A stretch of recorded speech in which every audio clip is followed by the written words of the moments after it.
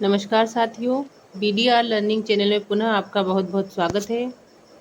इस कोर्स सत्र 2025-26 गणित विषय की विद्यार्थी कार्य पुस्तिका में आज हम देखेंगे अध्याय 8 जिसका नाम है दशमलव संख्याएं। इस पाठ के सभी कार्यपत्रकों के हल इस वीडियो में हम समाधान करेंगे। यदि आपने हमारे चैनल को सब्सक्राइब नहीं किया हो तो सब्सक्राइब कर ले, और साथ ही आप यदि पिछले ब्रिज कोर्स के हिंदी, अंग्रेजी या गणित किसी भी कार्य पुस्तिका के समाधान देखना चाहते हैं तो आप चैनल की प्लेलिस्ट में जाकर सर्च कर सकते हैं, आपको सभी पाठों के समाधान मिल जाएंगे। दशमलव संख्याएं, सबसे पहले दशमलव संख्याएं क्या होती है हम ये समझते हैं, उसके बाद हम कार्यपत्रकों को हल करते हैं। दोस्तों, दशमलव संख्या वह भाग है जिसमें दो भाग होते हैं। एक तो होता है पूर्ण भाग या पूर्ण संख्या, और एक होता है दशमलव भाग, जिसे हम लिखेंगे यहाँ पर 1.5। यहाँ पर एक पूर्ण संख्या है और जो 5 है वो दशमलव भाग है। दशमलव यानी कि 1 और उसका आधा भाग 1.5।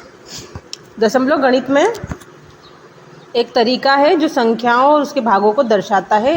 जैसे एग्जाम्पल के लिए किसी की हाइट 5 फीट और 4 इंच है, क्योंकि ऐसा तो होता नहीं कि किसी की भी हाइट फिक्स 4 फीट रहेगी, 3 फीट रहेगी। फिक्स आंकड़ा तो रहना ज़रूरी है ही नहीं। तो यदि किसी व्यक्ति की हाइट 5 फीट और 4 इंच रही तो 5 तो हमने फीट में दर्शा दिया, परंतु 4 इंच एक्स्ट्रा है तो उसको हम दशमलव के बाद लगा देंगे। तो इजीली 5.4 यानी कि 5.4 उसकी हाइट हम समझ जाएंगे 5 फीट और 4 इंच है। साथ ही दशमलव संख्याओं, जैसे संख्या पद्धति में हम इस तरीके से पढ़ते हैं, हम नॉर्मल संख्याओं को, ये कोई संख्या दे रखी है हम इसको पढ़ते हैं इकाई, दहाई, सैकड़ा, हज़ार, 10,000, लाख, 10 लाख, करोड़, इस प्रकार से संख्या पद्धति चलती है। परंतु जब हम इसमें दशमलव लगा देंगे तो दशमलव के बाद से हम इधर हम चल रहे थे दाएं से बाएं की तरफ, इधर हम चलेंगे बाएं से दाएं की तरफ। जैसे यहाँ पर कुछ है 0, 1, 5, 8, तो इसको हम पढ़ेंगे दशांश, शतांश, सहस्त्रांश, 10 सहस्त्रांश यानी कि 10वां भाग, 100वां भाग, 1000वां भाग, 10,000वां भाग, इसी प्रकार ये चलता रहेगा। कुछ बेसिक नियम देख लेते हैं। जैसे 1.0 है तो इसके बाद दशमलव के बाद यदि 0 होता है तो 0 का लगाने का कोई औचित्य नहीं होता है, इसका कोई मूल्य नहीं होता है। परंतु यदि 0, 0, 1 है या 0, 1 है तो इस संख्या को हम 0 में प्रदर्शित करेंगे, यानी इसको पूरा लिखा जाएगा, पूरा पढ़ा जाएगा, क्योंकि ये हो जाएगा 1000वां भाग, सहस्त्रांश भाग हो जाएगा दशमलव का। तो ये हमने बेसिक चीज़ें जो दशमलव के बारे में थी हमने इसको जान ली है। अब हम आगे बढ़ते हैं कार्यपत्रक की तरफ। कार्यपत्रक 1 है निम्नलिखित संख्याओं का योग लिखिए। यहाँ पर हमें सिंपली योग करना है, परंतु अंतर केवल इतना है कि यहाँ पर दशमलव वाली संख्याओं का योग करना है।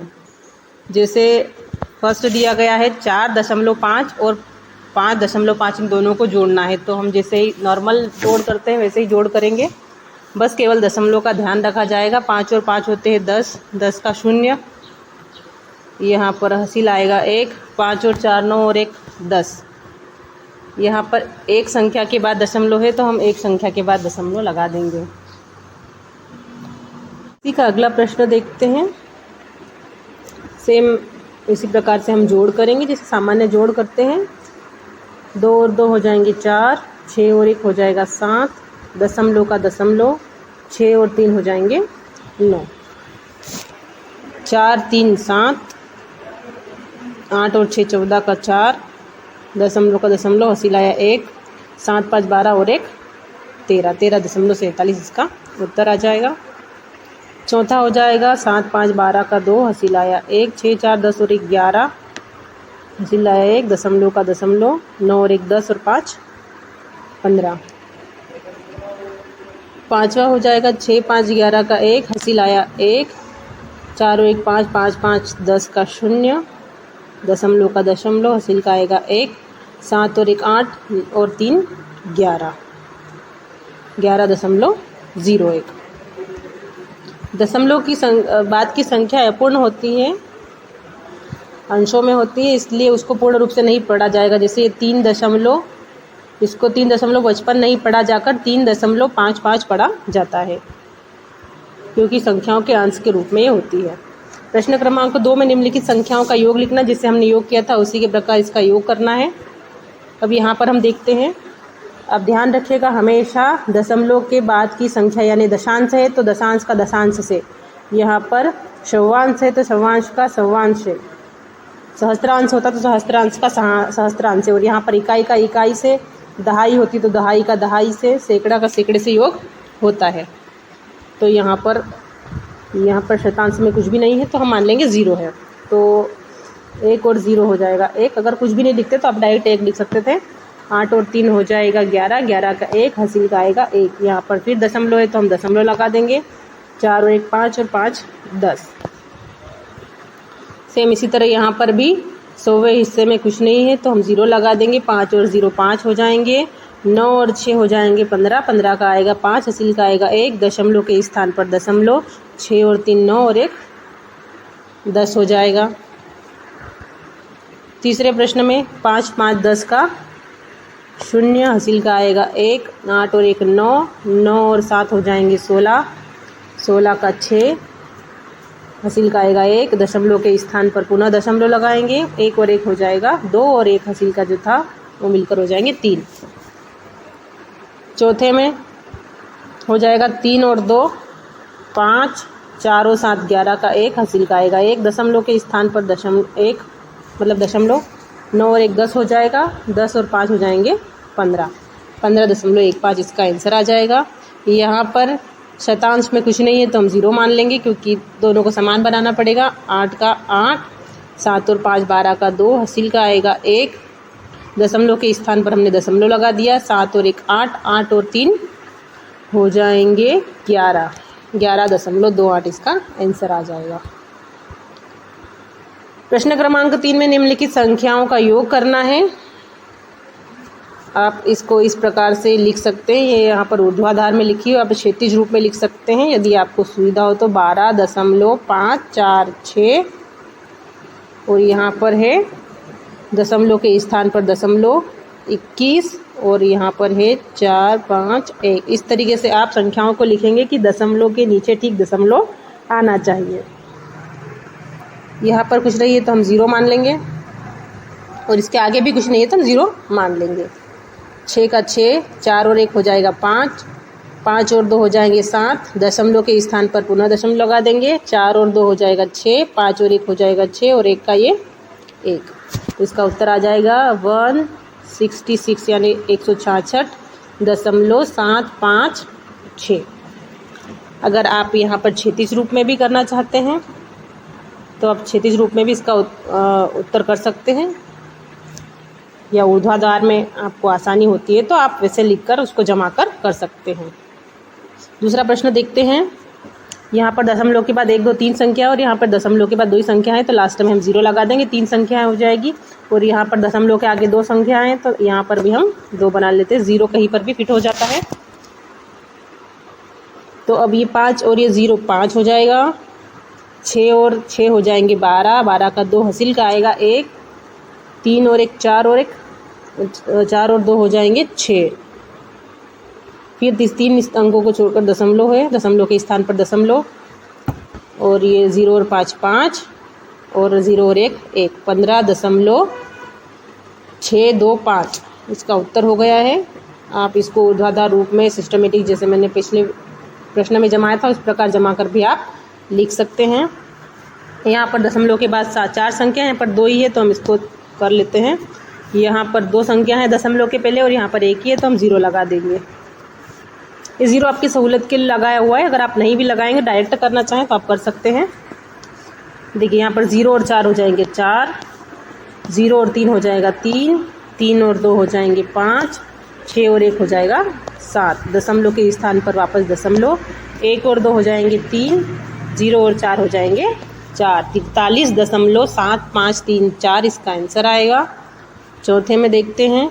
यहाँ पर दशमलव के बाद 3 संख्या है, यहाँ पर भी 3 संख्या है, यहाँ पर दशमलव के पहले 1 संख्या है और यहाँ पर भी 1 संख्या है तो कोई मुश्किल नहीं होगी। 6 और 6 12 13, 6 और 7 हो जाएंगे 13, 13 का 3 आएगा, हासिल का आएगा 1, 2 और 1 हो जाएंगे 3, 3 और 5 हो जाएंगे 8, 0 और 1 हो जाएगा 1, दशमलव के स्थान पर दशमलव, 5 और 3 हो जाएंगे 8, 8.183 इसका आंसर होगा।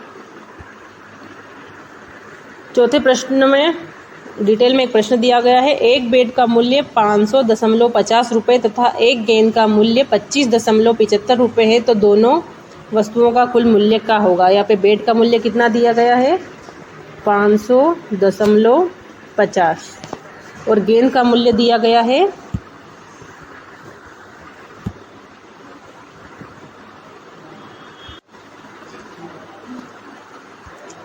बेड का मूल्य है हमारा 500.50 और गेंद का मूल्य 25.75। तो हम दशमलव के स्थान पर दशमलव लगाएंगे, दशमलव के बाद है 7 5 और पहले है 25। अब इनको जोड़ देंगे तो दोनों वस्तुओं का मूल्य आ जाएगा, पहले का 550 और दूसरे का 75।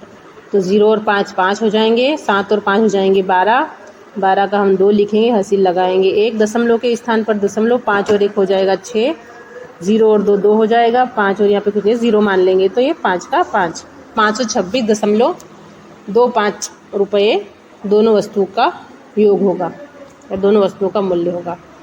पांचवा है, राम एक पेन 45.25 रुपये में खरीदता है तथा एक किताब 135.75 रुपये में खरीदता है, तो उसने दोनों वस्तुओं के लिए कुल कितने रुपयों का भुगतान किया होगा।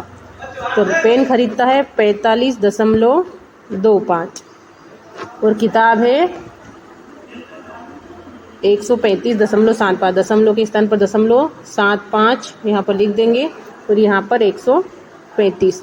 आप सुविधा के अनुसार यहाँ पर 0 लगाना चाहे तो लगा सकते हैं और नहीं भी लगाएंगे तो कोई समस्या नहीं है, क्योंकि 0 की भी वैल्यू नहीं होती है। 5 और 5 10 का 0, हासिल का आएगा 1, 7 और 2 हो जाएंगे 8 और 1 हो जाए 7 और 2 9 और 1 हो जाएगा 10 का 0, हासिल का आएगा 1, दशमलव के स्थान पर पुनः दशमलव लगाएंगे, 5 5 10 और 1 11 का 1, फिर हासिल का आएगा 1, 4 और 1 5 और 5 और 3 8 और 1 का 1, तो 181.00। अब ये एक यहाँ पर रूल्स ये भी है कि अगर दशमलव के बाद 0, जैसा मैंने आपको ऊपर बताया भी था, दशमलव के बाद यदि केवल 0 ही 0 हो तो आप 0 को ना भी लिखिए, दशमलव ना भी लगाएं तो भी चलेगा, उसकी कोई वैल्यू नहीं होती है। दशमलव के बाद केवल 0 की वैल्यू नहीं होती है।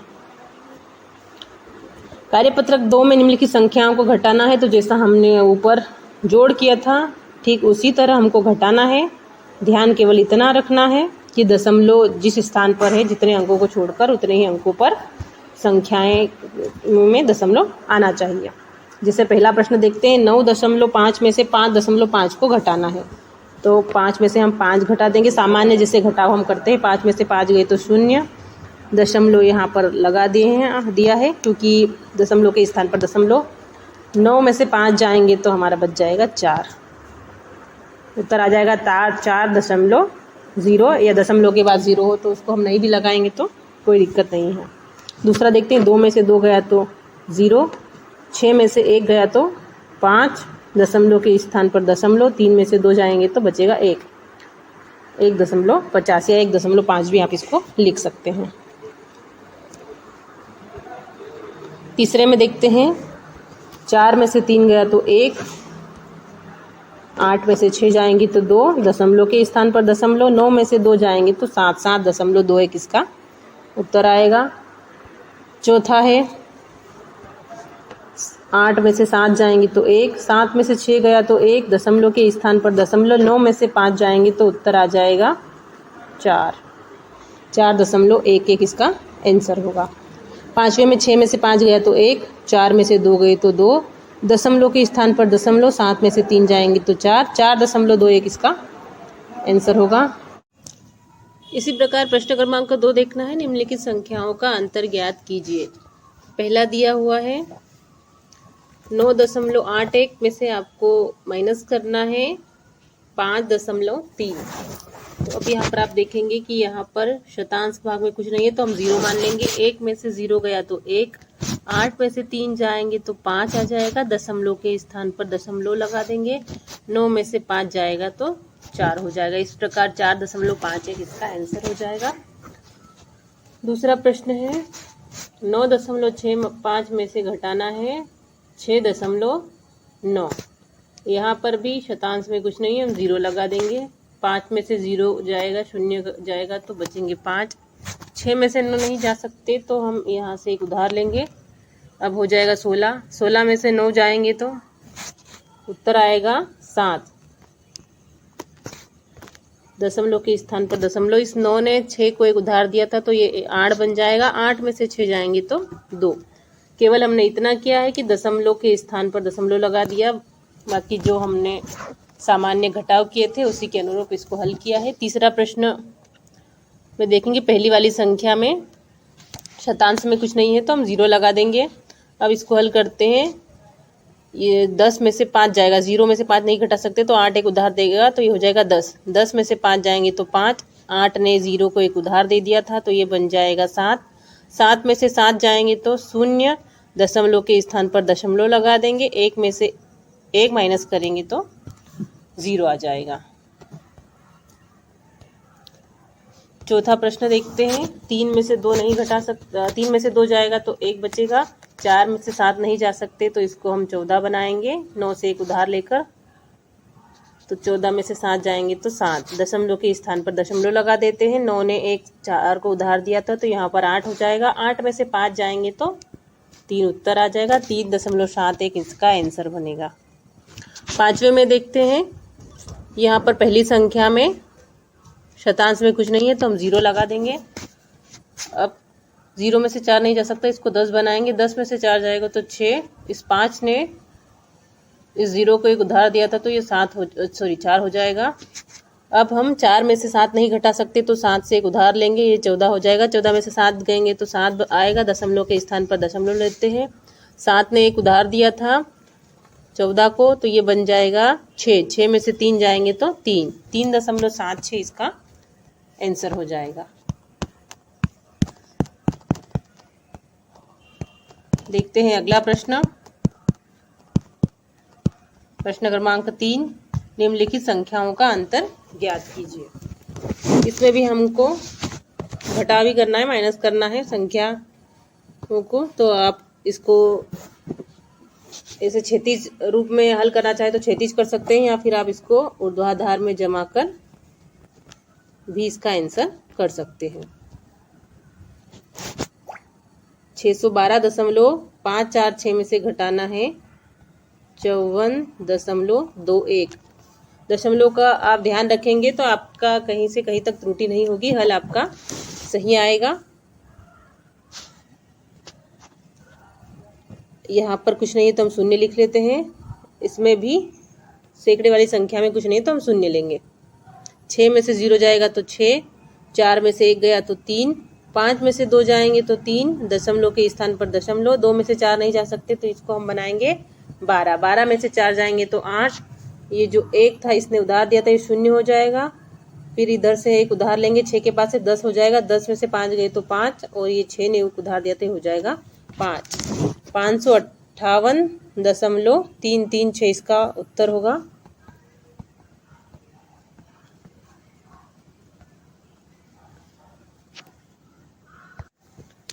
दोस्तों इसी प्रकार हम सारे प्रश्नों का हल कर लेंगे। आप भी कॉपी में सोल्व करके आप इनके आंसर लिख सकते हैं, या आगे आपको डायरेक्ट करते आता है तो आप डायरेक्ट भी कर सकते हैं। दूसरे का आंसर हो जाएगा 24.905।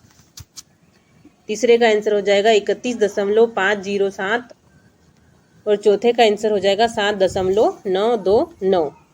प्रश्न क्रमांक 4 देखते हैं, जो कि एक सवाल के रूप में है। यहाँ पर दिया गया है, एक शर्ट का मूल्य 500.750 रुपये है।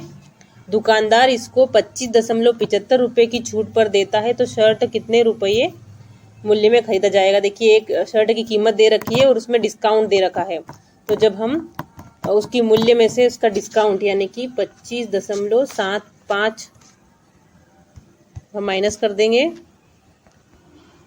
500.750 में से हम डिस्काउंट 25 0.75 माइनस कर देंगे तो हमारे जो शर्ट की कीमत निकल आएगी। यहाँ पर शतांश में कुछ नहीं, हम 0 लगा देंगे, इधर भी सैकड़े के रूप में कुछ नहीं, हम 0 लगा देंगे सरल करने के लिए, या नहीं भी लगाएंगे तो कोई समस्या नहीं है। 0 में से 0 गया तो 0, 5 में से 5 जाएंगे तो 0, 7 में से 7 जाएंगे तो भी 0, दशमलव के स्थान पर दशमलव, यहाँ पर 0 में से 5 जाएंगे यानी कि 10 में से 5 जाएंगे तो 5, ये 9 हो जाएगा, 9 में से 2 जाएंगे तो 7, और यहाँ पर 4 हो जाएगा, 475.00 इसका आंसर आएगा।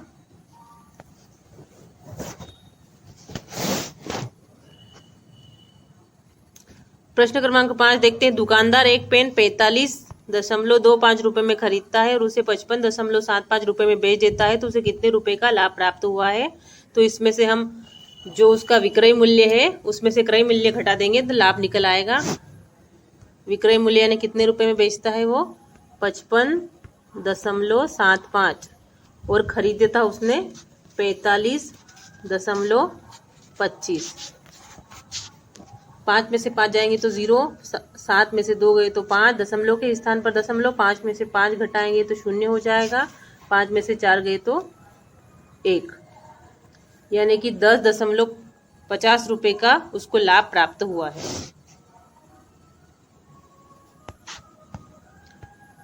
कार्यपत्रक 3 में हमें दशमलव वाली संख्याओं का गुणा करना है। दशमलव वाली संख्याओं का गुणा करने के लिए आपको जिस प्रकार से आप सामान्य संख्याओं का गुणा करते हैं उसी प्रकार से गुणा करेंगे, और जितने अंकों के बाद दशमलव है, यानी कि यहाँ पर देखिए जब हम 2 दशमलव वाली संख्याओं का गुणा करते हैं तो हम सिंपली 25 में 2 का गुणा कर देंगे। 2 5 10 का 0, हासिल का आया 1, 2 दूनी 4 और 1 ये 5। परंतु अब करना क्या है कि एक दशमलव यहाँ पर है, इस दशमलव के बाद एक संख्या है, इस दशमलव के बाद एक संख्या है, कुल मिलाकर 2 संख्याएं, तो 2 अंकों के पहले 0 लग जाएगा, 1 2, यहाँ पर हो जाएगा 0.50, या फिर अपन आगे कुछ नहीं संख्या है तो 0.50 भी इसको लिख सकते हैं। अब यदि हम सवाल करेंगे अगले तो आपको और अच्छे से समझ में आ जाएगा। पहला सवाल देखते हैं। सिंपली पहले क्या करना है, जैसे नॉर्मल विधि से हम गुणा करते हैं उसी विधि से हम गुणा करेंगे। 3 का गुणा 2 में, 3 दूना 6, 3 का गुणा 1 में, 3 एकम 3। अब यहाँ पर देखते हैं इस दशमलव के बाद एक संख्या, इस दशमलव के बाद एक संख्या, यानी कि दोनों दशमलव के बाद 2 संख्याएं होती है, तो 2 संख्याओं के आगे हम दशमलव लगा देंगे। जैसे 1 2 के आगे हमने लगा दिया दशमलव, और इसके आगे कोई संख्या नहीं है पूर्णांक में तो हम 0 मान लेंगे, 0.36 इसका उत्तर आ जाएगा। इसी प्रकार से दूसरा प्रश्न हम देखते हैं। 5.2 गुणा 1.1। सबसे पहले हम सिंपल विधि से गुणा करते हैं। 1 का गुणा 2 में करेंगे तो 2, 1 का गुणा 5 में करेंगे तो 5। एक संख्या का गुणा हो चुका है क्रॉस। 1 का गुणा 2 में करेंगे तो 2, 1 का गुणा 5 में करेंगे तो 5। अब इसको हम जोड़ देंगे जैसे नॉर्मली गुणे में जोड़ते हैं। 2 5 और 2 7, 5 का 5। अब हम काउंट करते हैं कि दशमलव के बाद कितनी संख्या है। इस दशमलव के बाद एक संख्या, इस दशमलव के बाद एक संख्या, कुल मिलाकर दोनों दशमलव के बाद 2 संख्या है, तो 1 और 2 संख्या छोड़कर हमने लगा दिया दशमलव। 5.72 इसका आंसर आ गया है। थर्ड वाला क्वेश्चन करते हैं। 4.7 में 0.5 का गुणा करते हैं। सबसे पहले 5 का करेंगे क्योंकि 0 का तो कोई वैल्यू है ही नहीं। 5 का गुणा 7 में करते हैं। 5 7 35 का 5, हासिल आए 3, 5 20 और 3 23। 0 का गुणा तो करना ही नहीं है क्योंकि 0 का कोई मूल्य नहीं होता है। अब यहाँ पर 1 और 2 संख्या के बाद, यानी कि दशमलव के बाद 2 संख्याएं हैं, तो 1 और 2 संख्या के बाद हम लगा देंगे दशमलव। 2.35 इसका आंसर हो जाएगा। चौथे में देखते हैं। 2 का गुणा 7.5 में 2.2 का गुणा करना है। पहले इस 2 का गुणा हम करेंगे। 2 5 10 का 0, हासिल आया 1, 2 7 14 और 1 15। एक संख्या का गुणा हो गया, गुणित लगा देंगे। सेम 2 5 10 का 0, हासिल आया 1, 2 7 14 और 1 15। अब जोड़ देंगे 0 का 0, 0 और 5 5, 5 और 1 6 और 1। इस दशमलव के बाद एक संख्या, इस दशमलव के बाद एक संख्या, यानी कि दशमलव के बाद कुल 2 संख्याएं, तो 1 और 2 संख्या के बाद पहले हम दशमलव लगा देंगे। 16.50 इसका आंसर आ जाएगा। निम्नलिखित संख्याओं का गुणा किए बिना हल लिखे। ऊपर हमने गुणा किया था, यहाँ पर आपको गुणा किए बिना हल करना है। तो कैसे करेंगे हम? सिंपली हम क्या करेंगे, यहाँ पर है पहली संख्या, आप उदाहरण के रूप में देख सकते हैं। 100 में गुणा करना है 2 का। हम मान लेते कुछ देर के लिए कि दशमलव नहीं है, तो हम 100 में 2 का गुणा करेंगे तो हमारा उत्तर आएगा 200। अब करना क्या है, दशमलव के बाद कितनी संख्या है उतने अंक छोड़कर दशमलव को आगे कर देंगे। तो 1 और 2 संख्या, यानी 1 और 2 संख्याओं के आगे हम दशमलव लगा देंगे। बहुत ही आसान विधि से हम इसको कर सकते हैं। दूसरा देखते हैं। दूसरे में है हमारा 1000 गुणित 05। क्या करेंगे, सबसे पहले 5 में 1000 का गुणा कर देंगे, उत्तर हो जाएगा 5000। कितनी संख्याओं के बाद दशमलव है, 1 और 2, तो 2 संख्याओं के आगे हम दशमलव लगा देंगे। 2 संख्याओं को छोड़कर हम दशमलव लगा देंगे, उत्तर हो जाएगा 50.00। थर्ड देखते हैं, 25 गुणा 100। 25 में गुणा करेंगे 100 का तो हो जाएगा 2500।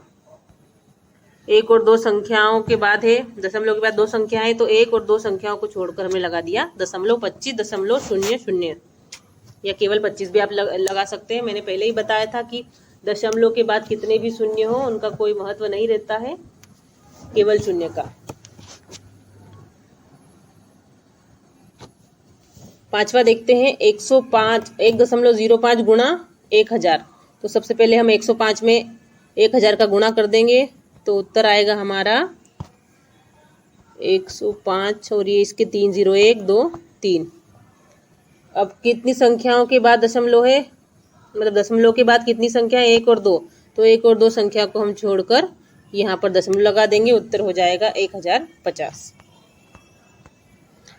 पांचवे का आंसर करते हैं। 25 में 2 का गुणा करेंगे, 25 दूना 50 और ये 2 0 यानी कि 5000 इसका उत्तर आएगा। और अब हमें करना है कि दशमलव के बाद 2 संख्याएं हैं, तो 2 संख्याओं को छोड़कर हम लगा देंगे दशमलव। 50.00। इसमें 3 संख्याओं का गुणा दिया हुआ है, तो हम पहले संख्याओं का गुणा कर लेंगे। 2 दूना 4, 4 दूनी 8 8। और कितनी संख्याओं के बाद दशमलव है, तो दशमलव के बाद कितनी संख्या है, 1 2 3, तो यहाँ पर 1, दूसरी संख्या नहीं है तो 0 मान लेंगे, तीसरी भी नहीं है तो 0 मान लेंगे। 0.008 इसका आंसर होगा। मैंने पहले भी बताया था आपको कि यहाँ पर दशमलव के पहले अगर कोई संख्या नहीं हो तो हम 0 लिख सकते हैं। 0.00। बढ़ते हैं कार्यपत्रक 4 की तरफ।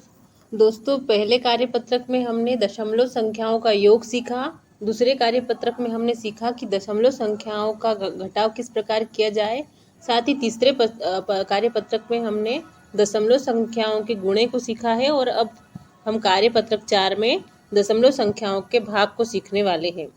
दशमलव संख्याओं का भाग करने के लिए 2 विधियों का प्रयोग किया जाता है। हम 2 विधियों का प्रयोग करके दशमलव संख्याओं का भाग ज्ञात कर सकते हैं।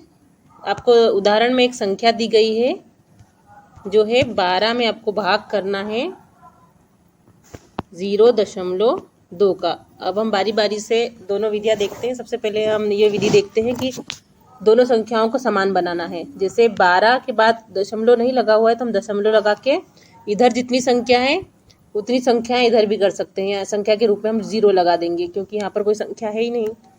तो यहाँ पर दशमलव के बाद एक संख्या थी तो हमने 12 में भी दशमलव के बाद एक 0 लगा दिया। फिर वापस भागित 0.2। अब हम क्या करेंगे, दशमलव से दशमलव को काट देंगे। अब हमारे पास इधर बचा है 120 और इधर बचा है 0.2। अब संख्या के पहले 0 हो तो उसका तो कोई वैल्यू होती ही नहीं है। तो 120 में हम भाग करेंगे 2 का। 2 एकम 2, 2 6 12। यहाँ पर आ जाएगा 60 उत्तर हमारा। अब दूसरी विधि देखते हैं। दूसरी विधि में हम क्या करेंगे, ऊपर हम 12 लिखेंगे और नीचे लिखेंगे 0.2। अब यहाँ पर क्या होगा, जब नीचे यानी भाग की संख्याओं में दशमलव के बाद जितनी संख्याएं होती है दशमलव को काट कर हम ऊपर वाली संख्या में उतने ही शून्य लगा देते हैं। यहाँ पर दशमलव के बाद एक ही संख्या है तो हमने दशमलव को काट दिया और उसके स्थान पर हमने ऊपर वाली संख्या में 0 लगा दिया। अब हम क्या करेंगे, 2 एकम 2, 2 छेंग 12, यहाँ पर भी उत्तर आ गया हमारा 7। आपको जो भी विधि अच्छी लगे, सरल लगे, आप उस विधि के माध्यम से इन प्रश्नों के समाधान कर सकते हैं, सॉल्यूशन निकाल सकते हैं। पहला प्रश्न देखते हैं। 400 है, 400 में हमें भाग करना है 0.01 या 0.01 भी आप लिख सकते हैं। सबसे पहले हम पहली विधि का प्रयोग कर लेते हैं, या सभी सवाल पहली विधि से ही कर लेते हैं, क्योंकि दूसरे प्रश्न में दूसरी विधि का प्रयोग हम सीखेंगे। तो हमें अब 400 को 0.1 के समान बनाना है, तो हमें क्या करना होगा, 400 के बाद में दशमलव लगा के, इधर दशमलव के बाद 2 संख्या है, दशांश और शतांश, तो हम 2 संख्याओं के रूप में 2 शून्य लगा लेंगे। फिर लगाएंगे भाग 0.01 या 0.01 भी इसको हम कर सकते हैं। अब दोनों संख्याएं समान हो चुकी है, क्योंकि यहाँ पर भी दशमलव के बाद हमने 2 अंक लिख दिए, यहाँ पर भी दशमलव के बाद 2 अंक लिख दिए। क्या करेंगे, दशमलव से दशमलव को काट देंगे। अब हमें भाग करना है 40,000 में 1 का, क्योंकि संख्या के पहले अगर 0 हो तो 0 का कोई वैल्यू नहीं होता है। यहाँ पर 1 का भाग करेंगे तो उत्तर आ जाएगा हमारा 40,000। पहले वाले क्वेश्चन का आंसर हो गया 40,000।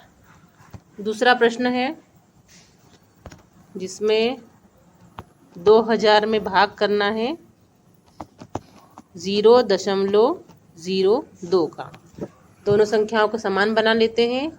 2000 के बाद हम दशमलव लगा देंगे, और इधर कितनी 1 और 2, दशमलव के बाद 2 संख्याएं, तो हम 2 शून्य लगा देंगे। भागित 0.02, दशमलव से दशमलव कट गया। अब हमें 2 लाख में भाग देना है 2 का, 2 एकम 2, यहाँ पे कट जाएगा, उत्तर आ जाएगा 1 के बाद में 1, 2, 3, 4, 5, 1 लाख इसका आंसर हो जाएगा। थर्ड वाला क्वेश्चन देखते हैं। 14 भागित 0.7, 14 को भी दशमलव लगाकर, दशमलव के बाद एक संख्या है तो 1 0 लगाकर समान बना लेते हैं। 0.7, दशमलव से दशमलव कट गया, 7 एकम 7, 7 दूनी 14, उत्तर आ जाएगा आपका 20। थर्ड का आंसर आ जाएगा 20। चौथा क्वेश्चन देखते हैं। 500 भागित 0.005, दशमलव के बाद 3 संख्या है, तो यहाँ पर भी दशमलव लगाकर 3 0 हम लगा देंगे। भागित 0.05, 0.005, दशमलव से दशमलव कट गया, 5 का भाग दे देंगे इस पूरी संख्या में, 5 एकम 5, 1 के बाद में 1, 2, 3, 4, 5 0, यहाँ पर भी इसका उत्तर 1 लाख हो जाएगा। और बड़ी आसानी से हमने इनके उत्तर कर दिए। अब प्रश्न क्रमांक 2 में निम्नलिखित संख्याओं को सरल कीजिए, जो हमने दूसरी विधि देखी थी ऊपर बट्टे वाली, उसके माध्यम से इनको सरल करते हैं। कैसे करेंगे, 24/1.2, तो जैसे ही मैंने कहा था कि नीचे जितने दशमलव के बाद जितनी संख्याएं, दशमलव को काट कर यहाँ पर जितनी संख्याएं होंगी उतने यहाँ पर 0 लग जाएंगे।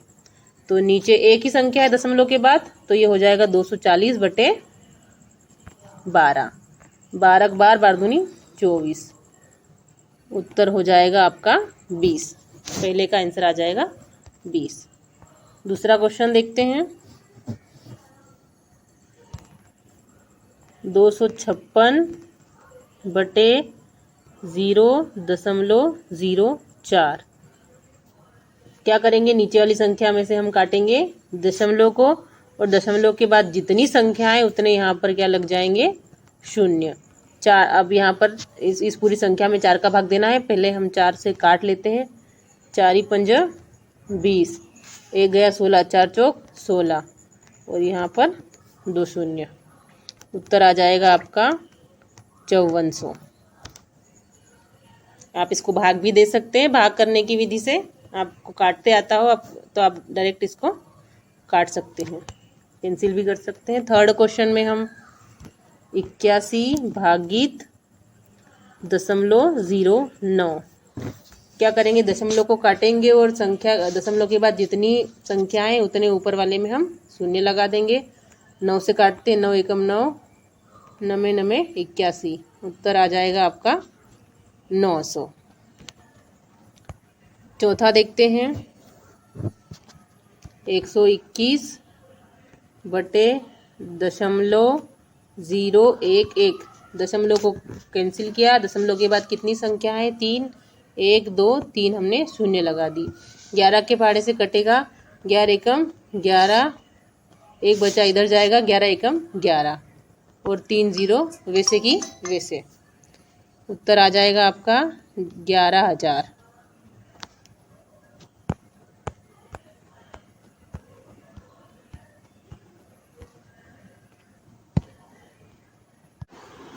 अधिगम परीक्षण में हम देखेंगे हमने अभी तक कितना सीखा। इसका प्रश्न क्रमांक है, निम्न संख्याओं को दशमलव में लिखिए। आपको संख्याएं दी गई है बट्टे में, जिनको आपको दशमलव रूप में लिखना है। पहली संख्या है 13/10। तो हम 3 प्रकार से देखेंगे कि आप 3 प्रकार से इसे हल कैसे कर सकते हैं। आपको तीनों विधियों में से जो विधि समझ में आएगी आप बाकी के प्रश्न उस विधि से हल कर सकते हैं।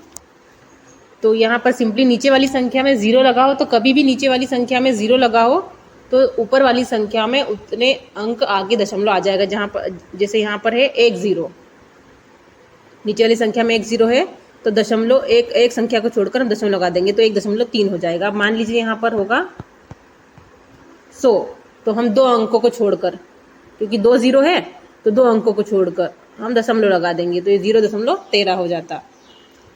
एक तरीका ये है। दूसरा तरीका है कैंसिल करने का।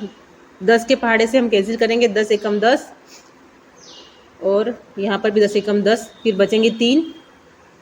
तो 3 में हम भाग नहीं दे सकते 10 का, तो दशमलव लगा के क्या बना देंगे 30। एक बार दशमलव लगाने के बाद पीछे की संख्याओं के जो भी बचती है उसमें कितनी बार आप शून्य लगा सकते हैं। यहाँ पर 30 हो जाएगा, 10 के पहाड़े में 3 बार में 30, 1.3 इसका आंसर हो गया। एक विधि और है जिसमें आपको नीचे वाली संख्या का भाग इसमें देना हो। 10 एकम 10, 3 में से 0 गए तो 3, 1 में से 1 जाएगा तो 0।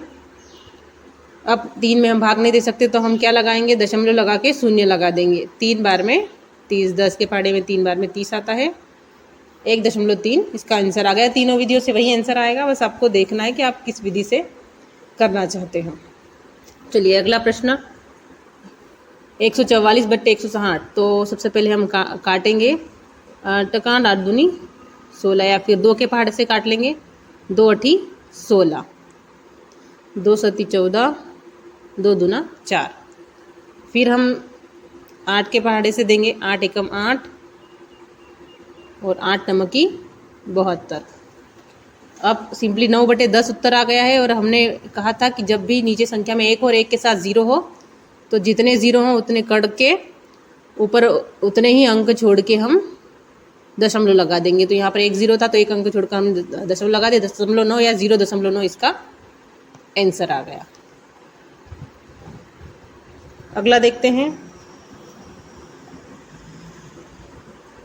20 के पहाड़े से 20 का भाग देंगे हम 17 में। सीधा नहीं जा सकता तो क्या लगाएंगे, दशमलव लगा के हम शून्य लगा देंगे।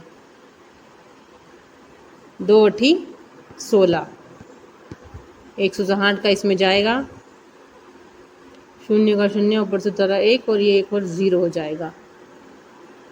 फिर से हम शून्य लगाएंगे, 20 पंज 100, 0.85 या 0.85 इसका उत्तर आ जाएगा। आप इसको इस प्रकार भी कर सकते थे, 2 एकम 2, 2 8 16, फिर 1 बचता तो दशमलव लगा के हम लगाते 0, इसमें 2 लगाकर हम शून्य लगा देते और इस प्रकार भी हमारा उत्तर 2.85 ही आता। अगला क्वेश्चन है, 11 में भाग देंगे हम 5 का, 5 एकम 5, 5 दूनी 10, ऊपर से उतारा 1, दशमलव लगा के हम लगा देंगे यहाँ पर 0, ऊपर हम दशमलव लगाते हैं भागफल में और यहाँ पर नीचे शून्य लग जाता है। फिर 2 पंज 10, 2.2 इसका आंसर आ गया। प्रश्न क्रमांक 2 देखते हैं। छायांकित व छायांकित भाग को दशमलव में लिखिए। पहले तो हम देख लेते हैं कुल कितने बॉक्स दिए हुए हैं। 1 2 3 4 5 6 7 8 9 10। 10 इधर 10 इधर, 10 गुणा 10 बराबर 100 बॉक्स है। 100 में से छायांकित भाग 10 और 10 20। यहाँ पर अछायांकित भाग यानी कि 1 2 3 4 5 6 7 8 80 भाग अछायांकित है। आप इसको काटना चाहे तो 0 से 0 काट सकते हैं, 0 से 0 काट सकते हैं। और इसने दशमलव भाग में लिखने का बोला है तो हम क्या करेंगे, यहाँ पर एक 0 है तो दशमलव 1 अंक आगे आ जाएगा, 0.2 इसका आंसर आ जाएगा। यहाँ पर भी सेम, ये 0 से 0 कट गया, एक अंक दशमलव आगे आ जाएगा 0.8। 0.2 भाग इसका छायांकित है और 0.8 भाग इसका अछायांकित है। प्रश्न क्रमांक 3 में संख्याओं को बढ़ते क्रम में लिखना है। बढ़ते क्रम यानी कि सबसे पहले सबसे छोटी संख्या, उसके बाद उसकी उससे बड़ी, उससे बड़ी, उससे बड़ी, इस तरीके से बढ़ते क्रम में लिखेंगे। तो हम चारों संख्याएं देखते हैं। पहली है 1.8, दूसरी है 2.9, तीसरी है 1.4 और चौथी है 3.0। सबसे पहले हम पूर्णांक वाली संख्याओं यानी दशमलव के पहले वाली संख्याओं को देखेंगे। तो इसमें से सबसे छोटी 2 मिल रही है हमको, 1.8 और 1.4, क्योंकि 2.2 और 3.0 तो बड़ी संख्याएं हैं। अब इन दोनों में से हमको देखना है छोटी कौन है। तो दशमलव के बाद यहाँ पर 8 है और यहाँ पर 4 है तो 1.4 छोटी होगी। उसके बाद 1.8, 1 के से 8 से बड़ी होगी 2.2 और 2.2 से बड़ी है 3.0। दूसरे वाले में भी देखते हैं, दो संख्याएं हमारे पास छोटी लग रही है, 1.5 और 1.9। तो इन दोनों में से छोटी होगी 1.5, उससे बड़ी 1.9, उससे बड़ी 6.7 और 6.7 से बड़ी 7.6। प्रश्न क्रमांक 4 में आपको हल करना है। एक आपको योग दिया गया है 3.38 में योग करना है 4.4। यहाँ पे कोई संख्या नहीं, 0 मान लेते हैं। 8 4 3 और 4 7 का दशमलव 3 और 4 7, 7.78 इसका आंसर होगा। दूसरा है माइनस करना है 4.4 में से माइनस करेंगे 2.35। घटा और योग तो आप सीख ही चुके हैं। यहाँ पर कोई संख्या नहीं है तो हम 0 मान लेंगे। 0 में से 5 नहीं जा सकते, इधर से उधार लेंगे, 10 हो जाएगा। 10 में से 5 जाएंगे तो 5, यहाँ पर इसने एक उधार दिया था तो 4 3 बन गया। 3 में से 3 जाएंगे तो 0, दशमलव के स्थान पर दशमलव, 4 में से 2 जाएंगे तो 2, 2.05 इसका आंसर हो गया। प्रश्न क्रमांक 5 जो कि अंतिम प्रश्न है, उसमें गुणा करना है हमें। तो गुणे के लिए हम सिंपली क्या करते हैं, लिख लेते हैं और जितनी संख्याओं के बाद दशमलव उतना लगा देते हैं। सिंपली हम जैसे गुणा करते से कर ले, 2 5 10 का 0, हंसी लाया 1, 2 दूना 4 और 1 5, 2 दूना 4। एक संख्या का गुणा हो गया तो हमने गुणे का निशान लगा दिया। अब 1 का गुणा करेंगे, 5 एकम 5, 2 एकम 2, 2 एकम 2, 0 का 0, 5 और 5 10 का 0, हंसी लाया 1, 4 और 2 6 और 1 7 और 2 का 2। यहाँ पर केवल एक अंक के बाद है दशमलव तो हम यहाँ पर एक अंक के बाद दशमलव लगा देंगे। 270.0 इसका उत्तर आ गया। दूसरे में देखते हैं, 3.5 में गुणा करना है 4.2 का, 2 5 10 का 0, हंसी लाया 1, 2 3 6 और 1 7। एक संख्या का गुणा हो गया, गुणे का निशान लगाते हैं। 4 5 20 का 0, हंसी लाए 2, 4 3 12 और 2 14, 0 का 0, 7 और 0 7, 4 का 4, 1 का 1। यहाँ पर 1 और 2 दशमलव के बाद कुल 2 संख्या है तो 1 और 2 संख्याओं को छोड़ते हुए हम दशमलव लगा देंगे। 14.70 या 14.70 इसका आंसर आ जाएगा। तो दोस्तों यदि वीडियो आपको अच्छा लगा हो तो वीडियो को लाइक करें, अपने सभी दोस्तों तक वीडियो को शेयर करें। चैनल पर नए हैं तो चैनल को सब्सक्राइब कर ले हैं। मिलते हैं नेक्स्ट वीडियो में। Thank you.